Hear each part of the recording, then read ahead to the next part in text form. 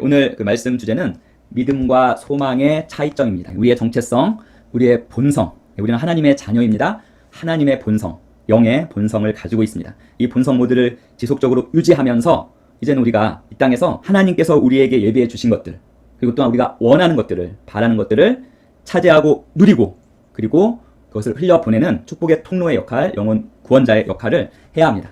그러한 삶을 사는 데 있어서 가장 어떻게 보면 핵심인 우리가 바라는 것들이 이루어지는 것, 우리가 믿는 것들이 그 이루어지는 것을 우리가 보기를 원하는데, 그것은 바로 이 믿음과 소망의 차이점을 우리가 분명하게 구별하고 이걸 인식하고 의식하면서 우리의 바람과 믿음과 소망하는 것들에 적용해 나간다면 우리는 반드시 취해서 누리는 자, 항상 응답받는 자가 될 것입니다. 그래서 오늘 믿음과 소망의 차이점에 대해서 분명하게 알고 올바른 믿음의 말을 하는 성도님들 되시기를 예수님의 이름으로 축원드립니다. 먼저 히브리서 11장 1절 같이 읽어보겠습니다. 믿음은 바라는 것들의 실상이요 보지 못하는 것들의 증거니.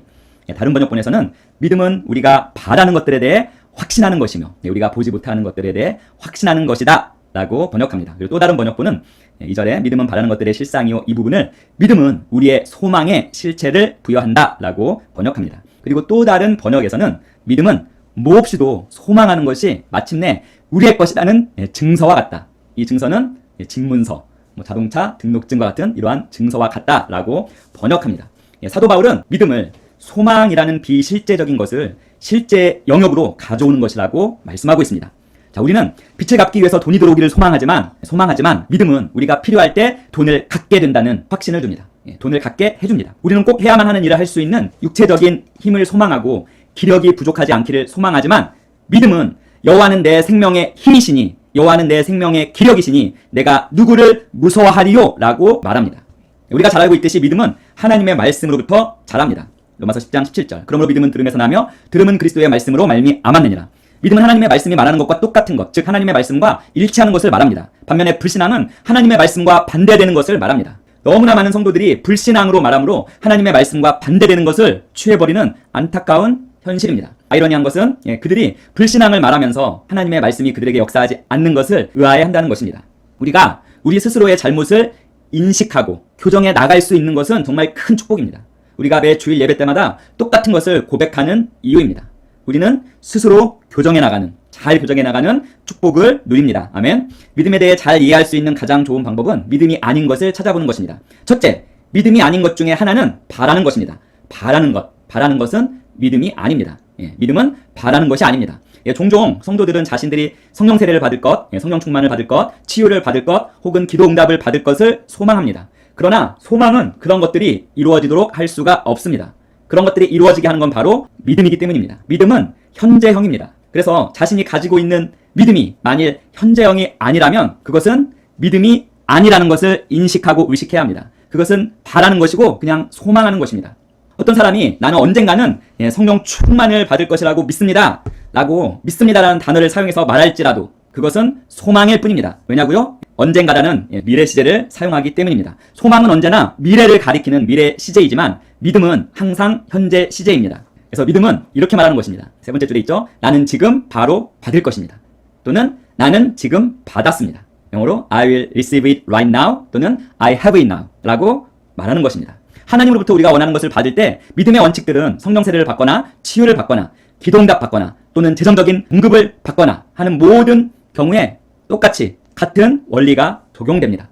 우리가 이 믿음의 원칙을 잘 알게 되면 하나님께로부터 우리가 필요한 것들을 받는 것은 아주 쉬운 일이 됩니다. 이 소망과 이 믿음의 차이에 대한 핵인 목사님의 예를 들어보겠습니다. 성령 세례를 받기 원하는 한 남자 성도의 이야기. 핵인 목사님이 인도하시는 집회에서 한 남자 성도가 성령 세례를 받으려고 나왔습니다. 목사님이 그에게 물었습니다. 제가 형제님에게 제 손을 얹고 기도하면 지금 성령 세례를 받겠습니까? 그러자 그 형제님은 글쎄요, 저는 그러길 바랍니다 라고 대답했습니다. 이에 목사님은 형제님은 받지 못할 것입니다 라고 말해주자 그가 화를 내었습니다. 이에 목사님은 소망으로는 성령 세례를 받을 수 없습니다. 오로지 믿음을 통해서만 받을 수 있습니다. 라고 덧붙였습니다. 이에 그 남자 성도는 저는 제가 받을 수 있을지 없을지 모르기 때문에 받을 것이라고 말하지 않은 것 뿐입니다. 라고 변명을 했습니다. 이에 목사님이 그에게 이렇게 질문합니다. 만일 제가 형제님에게 1,000원짜리 지폐 한 장을 줄 때에도 글쎄 제가 이 1,000원짜리 지폐 이걸 받을 수 있을지 없을지 모르겠네요. 라고 말하시겠습니까? 그러자 그는 아니요. 라고 대답했습니다. 이에 목사님은 하나님께서는 제가 형제님에게 1,000원을 주는 것과 같이 형제님이 정말 쉽게 받을 수 있는 선물을 형제님에게 주시는 것입니다. 라고 말했습니다. 이에 그 남자 성도는 하지만 저는 참으로 오랫동안 성령 세례를 받으려고 구했습니다. 사실 13년 동안이나 구했습니다. 그런데 아직까지도 받지 못했습니다. 이제는 제가 성령 세례를 받을 수 있을지도 잘 모르겠습니다. 하면서 조금은 화난 목소리로 말했습니다. 그러자 목사님은 그를 끌어안고 이렇게 말했습니다. 형제님, 저는 형제님을 돕기 위해 여기 있습니다. 지금 제 손을 형제님의 머리 위에 얹고 형제님을 위해 기도해도 아무런 소용이 없습니다. 형제님은 아무것도 받을 수 없을 것입니다. 형제님이 여기 맨 앞줄에 앉아서 사람들이 어떻게 성령 세례를 받는지 잘 살펴보십시오. 그러면 믿음과 소망의 차이점이 무엇인지 알 수 있을 것입니다. 그리고 목사님은 성령을 받고 싶어하는 한 젊은 여성에게 다가갔습니다. 그리고 그 여성에게 물었습니다. 당신은 그리스도인입니까? 이에 그녀는 저는 침례교 교인입니다. 라고 대답했습니다. 이에 목사님은 자매님이 어느 교회에 소속되어 있으면서도 그리스도인이 아닐 수 있습니다. 그리스도인이라는 것은 어떤 교회의 교인이 되는 것이 아니라 다시 태어나는 것, 끝나는 것을 말합니다. 라고 말했습니다. 이에 그녀는 예, 맞아요. 저도 그것을 알아요. 저는 거듭난 그리스도인입니다. 라고 대답했습니다. 그러자 목사님은 좋습니다. 그러면 자매님은 성령을 믿습니까? 그리고 성령 세례를 받는 것을 믿습니까? 라고 질문했습니다. 이에 그녀는 그렇습니다. 그것은 성경에 나와 있잖아요. 라고 대답을 했습니다. 이에 목사님은 다시 그녀에게 물었습니다. 지금 제가 자매님의 머리에 손을 얹고 기도하면 자매님은 성령을 받을 수 있겠습니까? 라고 묻자 그녀가 대답합니다. 그렇습니다. 받을 것입니다. 오늘 밤 저는 이곳에 앉아서 목사님이 가르치신 대로 모든 경 구절들을 찾아보았습니다. 그 모든 것들이 성경에 있습니다. 안수하면 성령을 받는 것도 말씀에 있습니다. 저는 확실히 받을 것입니다. 라고 대답했습니다. 이에 목사님은 그녀가 성령을 받을 준비가 된 것과 그녀의 믿음이 역사하고 있는 것을 보았습니다. 안수하려는 목사님의 오른손이 그녀의 머리에 닿기도 전에 그녀는 두 손을 번쩍 들고 성령 충만해서 방언을 하기 시작했습니다. 자, 그때 목사님은 앞줄에서 이 장면을 살펴보고 있던 아까 그 남자 성도에게 다가가서 물었습니다. 자, 이제 형제님은 성령 세례를 받기를 바라기만 하는 것과 받을 것을 믿는 것의 차이점을 볼 수 있습니까? 라고 질문하자 그는 예, 알 것 같습니다. 라고 대답했습니다. 그리고 그 남자 성도는 집으로 돌아갔고 3일 후에 다시 집회에 와서 목사님에게 다가와서 이렇게 말했습니다. 목사님에게 할 얘기가 있습니다. 저는 제 소망을 믿음으로 바꾸었습니다. 목사님의 손을 제 머리에 얹기만 하십시오. 그러면 저는 성령으로 충만하게 될 것입니다. 이에 목사님이 그의 머리를 향해서 손을 뻗자 손이 그 머리에 닿기도 전에 그는 양손을 들어 올렸고 깔때기 모양으로 들어 올렸고 성령 충만해서 방언을 말하기 시작했습니다. 자, 성도 여러분, 우리가 하나님께로부터 받게 될 것이라고 소망하는 것이 아니라 진실로 지금 받을 것이라고 믿을 때 그것이 바로 실제적인 변화를 만들어내고 우리가 바라고 소망하는 것을 취하게 누리게 하는 것입니다. 우리는 결코 바라기만 해서는 받을 수가 없습니다. 자, 예수님께서 말씀하셨습니다. 마가복음 11장 24절. 그러므로 내가 너희에게 말하노니 무엇이든지 기도하고 구하는 것은 받을 줄로 믿으라. 그리하면 너희에게 그대로 되리라. 자, 예수님은 소망해라. 그러면 받을 것이다. 라고 말하지 않았습니다. 예수님은 분명히 받은 줄로 믿으라. 그러면 받을 것이다. 라고 말씀하고 있습니다. 우리가 단지 소망하고 있는 것인지 아니면 믿고 있는 것인지 분별하는 아주 쉬운 방법이 있습니다. 소망은 아까도 말씀드렸지만 미래 시제입니다. 만약 우리가 치유함을 얻고자 한다면 우리는 미래에 치유받고 싶어하는 것이 아닙니다. 바로 지금 치유받는 것입니다. 특히 우리가 지금 고통 가운데 있다면 더욱 그렇습니다. 만약 우리가 성령 세례 받기를 구한다면 우리는 미래에 성령 충만 받기를 원하는 것이 아니라 바로 지금 받고 싶어하는 것입니다. 어떤 사람이 구원받기를 원한다면 그것은 미래가 아니라 바로 지금 구원받고 싶어하는 것입니다. 미래까지 기다렸다가는 너무 늦을 수도 있습니다. 자, 구원받기를 소망만 했던 어떤 사람들은 지금 지옥에 있습니다. 왜냐하면 그 사람들은 소망을 했지만 실제적으로 구원받지 못한 채로 세상을 떠났기 때문입니다. 이처럼 소망을 근거로 하는 구원은 결실을 맺지 못할 수도 있습니다. 주 예수 그리스도를 영접하고 실제적으로 구원받기 전에 무슨 일이 일어날지 아무도 모르기 때문입니다. 우리가 하나님께로부터 무엇인가를 받으려고 할 때 우리는 항상 같은 장애물, 즉 소망을 믿음으로 착각하는 이 장애물에 걸려서 넘어지는 것입니다. 그래서 이 소망과 믿음의 차이점을 분명히 인식하고 의식하고 소망의 말이 아니라 믿음의 말을 하도록 훈련해야 하는 것입니다. 우리는 하나님께서 우리의 기도를 들으시길 원합니다. 그렇죠? 우리는 치유받기를 원합니다. 우리는 성령 받기를 원합니다. 우리는 재정적 축복 받기를 원합니다. 하지만 우리가 언젠가는 이런 것들을 받으리라 믿습니다 라고 한다면 믿습니다, 믿는다라는 믿음의 단어를 사용해서 말할지라도 그것은 여전히 소망일 뿐입니다. 왜냐하면 여전히 미래 시제로 말하기 때문입니다. 무엇 때문에 미래 시제가 됩니까? 언젠가는. 히브리서 11장 1절이 말하는 것을 항상 인식하고 의식하시기 바랍니다. 믿음은 바라는 것들의 실상이요. 바라는 것들의 실상이요. 이것은 바로 믿음이 현재 시제라는 것을 말씀해주고 있습니다. 따라서 현재 시제가 아니라면 그것은 결코 믿음이 아닙니다. 믿음은 현재 시제이고 소망은 미래 시제입니다. 올바른 시제를 취하시기 바랍니다. 현재 시제를 취하십시오. 의식에서도 말에서도 행동에서도 현재 시제를 취하십시오. 어떤 사람들은 하나님께서 그들을 위해 무엇인가 해줄 것이라고 믿습니다. 그렇지만 믿음이란 하나님께서 이미 해주셨으며 이미 하시고 계심을 믿는 것입니다. 심지어 치유받을 때도 많은 사람들은 말합니다. 왜 치유를 받지 못하는지 저는 잘 모르겠습니다. 하나님께서 저를 치유해 주신다고 약속한 것을 저는 확실히 알고 있습니다. 그렇게 말하는 사람에게 아닙니다. 하나님께서는 당신을 치유해 주시겠다고 약속하지 않으셨습니다. 라고 말을 해준다면 그 사람은 이렇게 말할 것입니다. 하나님의 말씀에 그가 친히 우리의 죄와 질병을 담당하셨다는 것이 약속이 아니고 무엇인가요? 그러면 우리는 이렇게 말을 해줘야 합니다. 아닙니다. 그것은 약속이 아닙니다. 그것은 어떠한 일이 이미 일어났음을 사실적으로 기술하고 있는 것입니다. 이 말을 듣고도 어떤 분들은 베드로전서 2장 24절을 인용하면서 이 말씀을 인용하면서 이렇게 물을 것입니다. 그것은 우리를 치유해 주시겠다는 하나님의 약속 아닌가요? 하나님께서 우리를 치유해 주시겠다고 약속하신 것 아닌가요? 라고 질문할 것입니다. 그때에도 우리는 이렇게 대답해 주어야 합니다. 아닙니다. 이것은, 이 말씀은 당신에게 속해 있는 것이 무엇인지를 말해주고 있는 것입니다. 사람들로 하여금 소망하는 것을 멈추고 믿게 하면 즉각적으로 치유함을 받을 수 있습니다. 치유받기 원하는 한 노부인의 이야기를 들려드리겠습니다. 4년 동안 한 걸음도 걷지 못하던 70대의 한 노부인이 신유 집회에 참석하였습니다. 여기 사는 그 노부인이 다시는 걷지 못할 것이라고 말했습니다.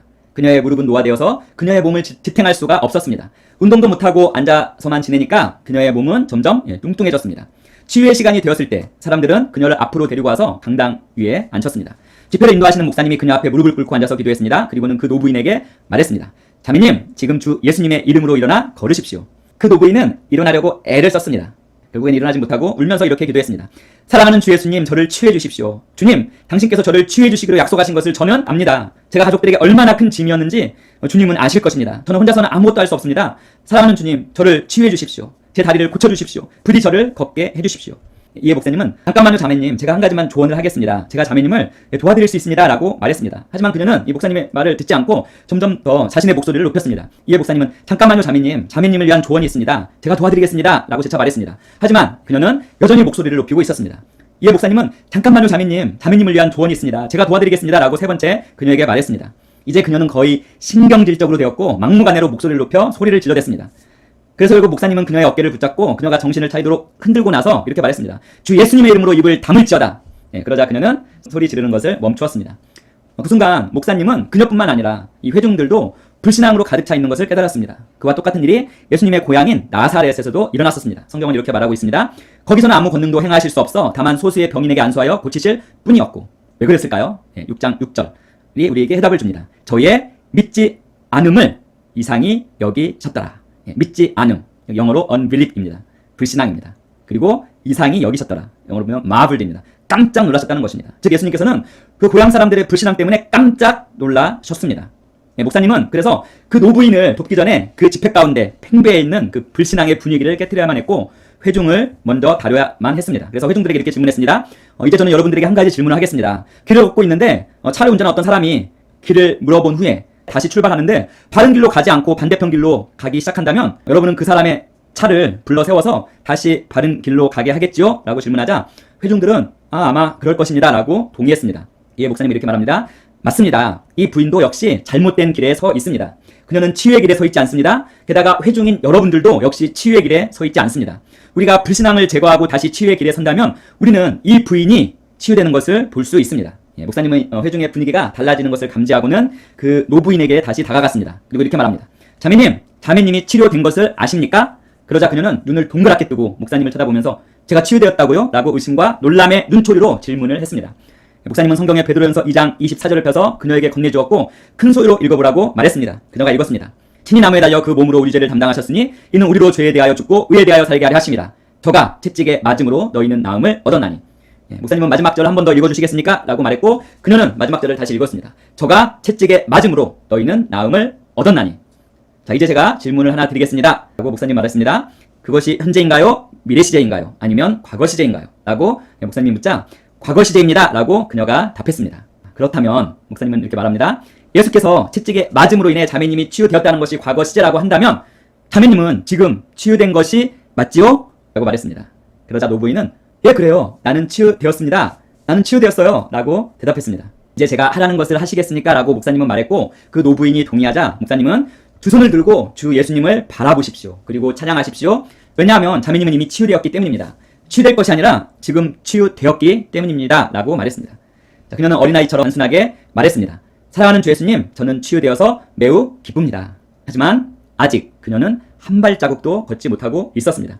그녀는 치유받았다는 아무런 증거도 갖고 있지 않았습니다. 그렇지만 그녀는 계속해서 말했습니다. 하나님, 치유되어서 기쁩니다. 하나님은 제가 앉아 있어야만 하는 것에 대해서 얼마나 제가 지쳐있는지 잘 아실 것입니다. 하나님 감사합니다. 이제 제 무릎은 나았습니다. 제 팔과 다리는 치유되었습니다. 너무나 감사합니다 하나님. 이렇게 말했습니다. 그때 목사님은 회중에게 말했습니다. 자, 그녀가 치유되었다는 것으로 우리 모두 함께 하나님께 감사드립시다. 앞으로 치유될 것이 아니라 치유되었습니다. 그러자 대부분의 회중들이 두 손을 들어 그녀가 치유된 것에 대해 감사하고 하나님께 찬양을 올려드렸습니다. 그리고 목사님은 그녀에게 마지막으로 이렇게 말했습니다. 자매님, 주 예수님의 이름으로 일어나 걸으십시오. 즉시 노부인은 이팔 청춘의 소녀처럼 하나님을 찬양하며 강단에서 뛰어내려와 걷고 뛰고 달렸습니다. 할렐루야. 자, 성도 여러분, 어떤 분이 이런 말을 했습니다. 화면을 보시고 함께 읽어보겠습니다. 함께 읽습니다. 만약 내가 어떤 것을 얻기 위해 한 번 기도하고 응답을 받지 못했을 때 나는 기도의 태도를 바꿉니다. 나는 하나님은 결코 변하실 수 없음을 알고 있습니다. 그는 결코 변하시지 않습니다. 만약 어떠한 변화가 필요하다면 그것은 내 쪽에서 해야 합니다. 그러므로 기도하고 응답을 받지 못하면 나는 나의 기도의 태도를 바꿉니다. 우리가 이 원칙을 완전히 따른다면 우리는 반드시 응답을 받을 것입니다. 우리는 믿음이 아닌 소망으로 하나님으로부터 응답을 받을 수 없다는 것을 이걸 인식하고 우리가 원하는 것을 말할 때 이를 항상 의식하면서 소망이 아닌 믿음의 말을 해야 합니다. 우리가 소망을 올바른 위치에 둔다면 그것은 우리에게 축복이 되고 실제가 되는 것입니다. 자, 바울이 고린도 교인들에게 이렇게 편지를 썼습니다. 그런즉 믿음, 소망, 사랑 이 세 가지는 항상 있을 것인데 그 중에 제일은 사랑이라. 사도 바울은 믿음과 소망이 중요하지 않다고 말하는 것이 아닙니다. 이 셋 중에 가장 위대한 것은 사랑이라고 말하는 것입니다. 믿음, 소망, 사랑 각각의 것들은 있어야 할 그 위치, 자리에 있습니다.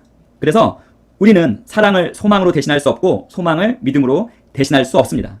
대부분의 그리스도인들이 믿음에 근거하기보다는 소망에 근거해서 기도 응답을 받으려고 애를 쓰고 있습니다. 우리는 우리의 소망을 잘못된 자리에 두고 있음을 인식하고 소망을 있어야 할 자리에 두도록 교정해 나가야 합니다.